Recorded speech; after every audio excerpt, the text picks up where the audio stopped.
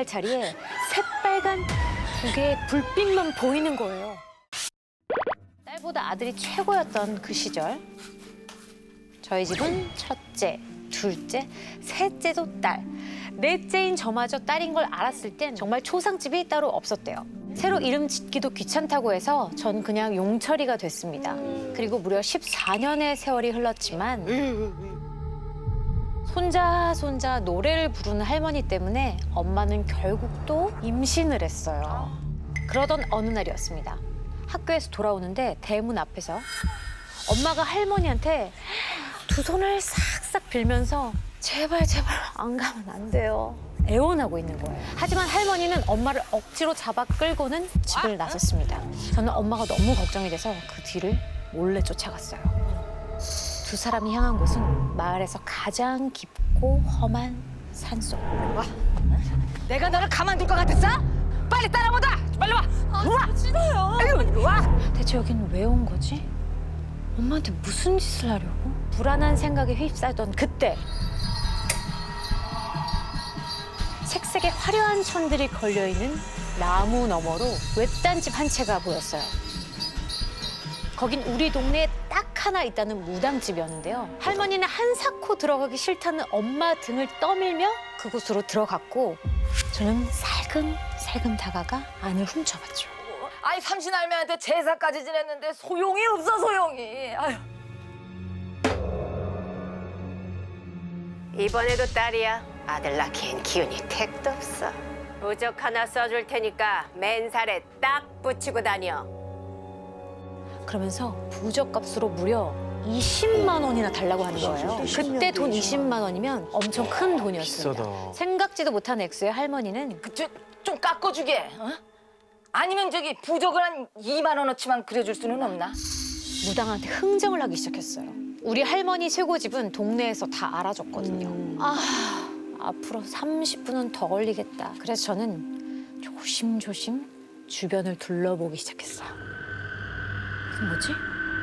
무당집 뒤편에 있는 작은 문에서 스멀스멀 연기가 나오고 있더라고요. 저도 모르게 그 안으로 들어갔는데 아궁이에 펄펄 끓고 있는 가마솥이 보였습니다. 그런데 이게 무슨 냄새야? 도대체 뭘 끓이는 건지 생전 처음 맡는 지독한 냄새가 나는 거예요. 궁금해서 뚜껑을 열자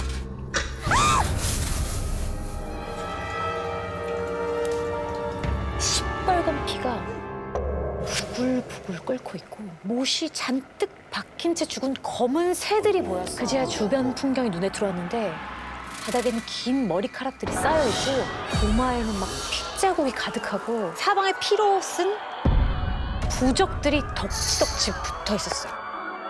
너무 놀라서 허겁지겁 밖으로 도망치려는데 열린 문틈으로 난장판이 된 마당이 보였어요. 그래서 할머니가 아니요. 아니 종이 쪼가리 대충 찌끄려가지고 무당 멱살을 잡고 있는 거예요. 어머. 그거를 20만 원씩이나 받아 처먹으면 그게 아주 사기꾼 돌팔이지 뭐야 이게. 진짜 아이고. 그 아무개 신령님 내 말 들리셔? 들리면 나 그 떡두꺼비 하나 내려주셔.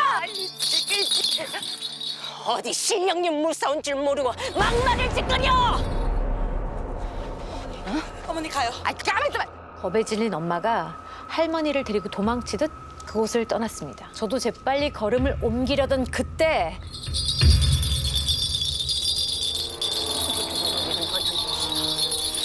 우리를 원연하는 즉시 문리가 되어 즉사. 무당이 뭔가를 빠르게 중얼거리는 거예요.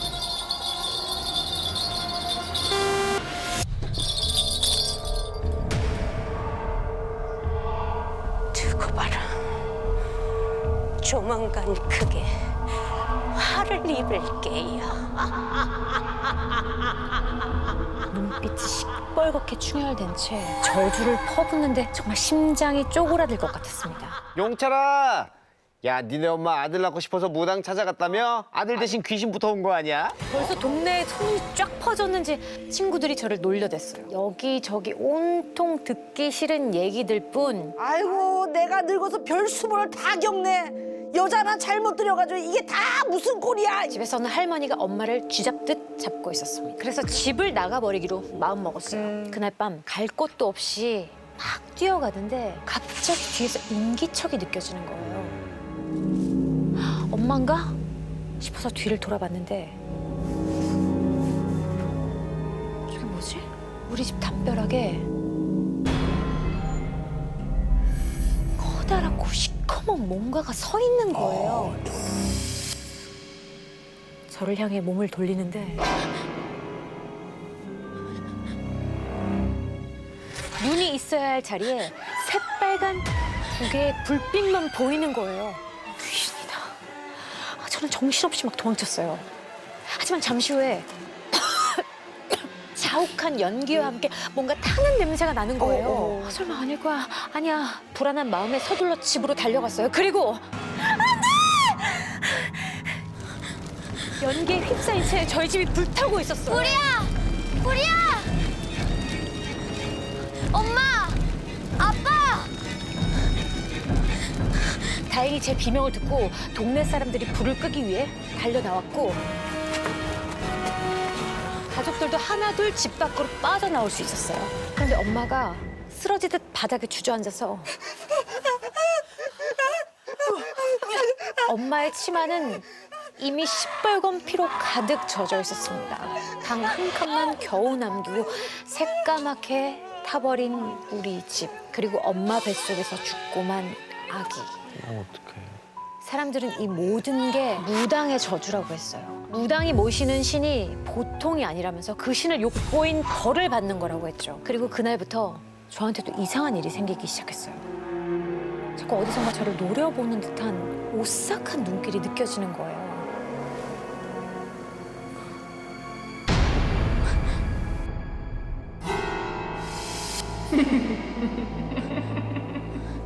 언니, 저거 안 보여? 밤마다 창밖에서 검은 그림자가 아른거리는데 이상하게 가족들한테 얘기하면 순식간에 사라지고 없었어요. 그러던 어느 날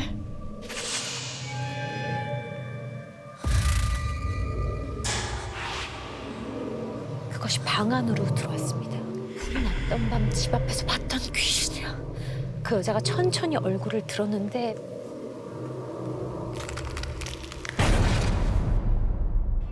피부가 불에 타서 새까맣게 변한 나무 껍질처럼 온통 갈라져 있었어요.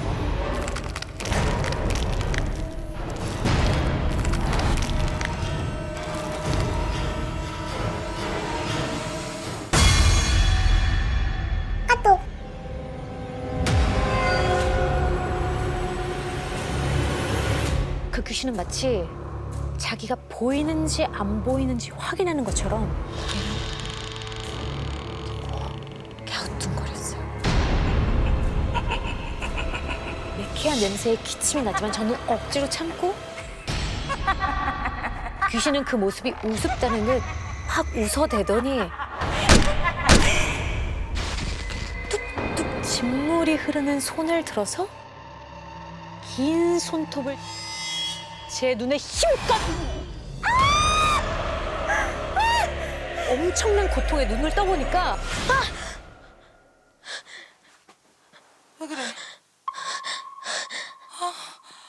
그건 꿈이었어요. 온몸이 불이 탄 여자가 제 눈을 파내는 악몽에 시달렸고 끔찍하네. 저는 하루가 다르게 메말라갔습니다. 동네 사람들은 귀신이 들린 것 같다고 수군댔어요. 엄마는 뱃속의 동생에 이어 저까지 잃을 수 없다며 그 무당을 찾아가기로 했죠. 그런데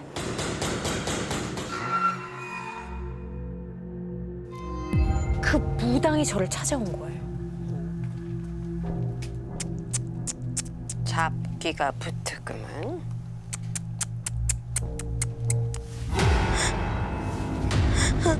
제 머리를 쪼갤 것처럼 두 손으로 콱 붙잡고 눈이 마주치자마자 도저히 정신을 차릴 수가 없었어요. 제발 살려주세요. 우리 딸 좀 살려주세요. 이번에도 돈이 아까운 건 아니지? 목숨 살리는 건 부족으로는 어림도 없어. 우리 딸 살려달라고 울부짖는 엄마에게 무당은 악기가 붙었지만 자기가 모시는 신보다 세진 않다면서 굿을 해야 된다고 말했어요. 그 말에 곧장 굿판이 열렸습니다. 무당은 저를 의자에 앉힌 다음 밧줄로 꽁꽁 묶었어요. 무당이 양손에 긴 칼을 꺼내더니 꽹가리 소리에 맞춰 방방 뛰기 시작했어요.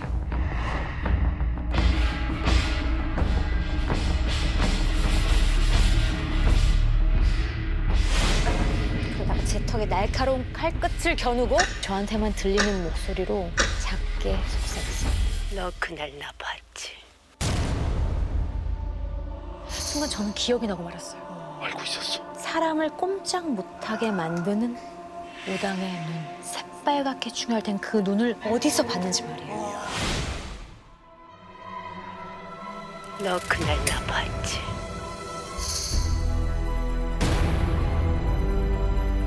저희 집에 찾아와 몰래 불을 질렀던 건 귀신이 아니라 그 무당이었습니다.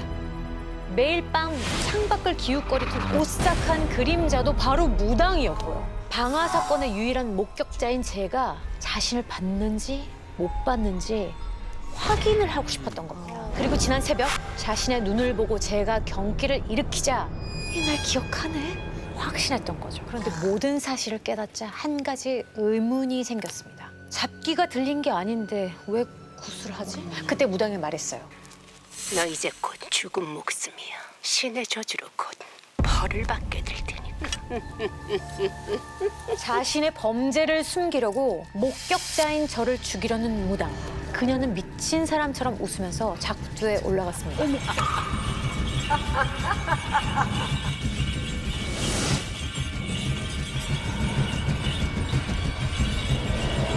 그리고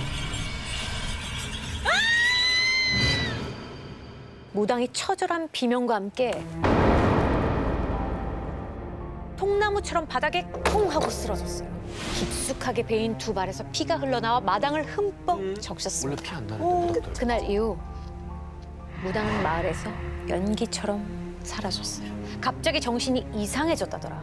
빚쟁이에 쫓겨 다닌다더라. 온갖 소문이 들려왔지만 진실을 아는 사람은 아무도 없었어요. 하지만 저는 알고 있었습니다. 저를 노렸던 저주굿이 무당 자신을 향한 저주굿이 되었다는 걸요. 신에게 벌을 받은 사람은 제가 아니라 바로 그 무당이었던 겁니다.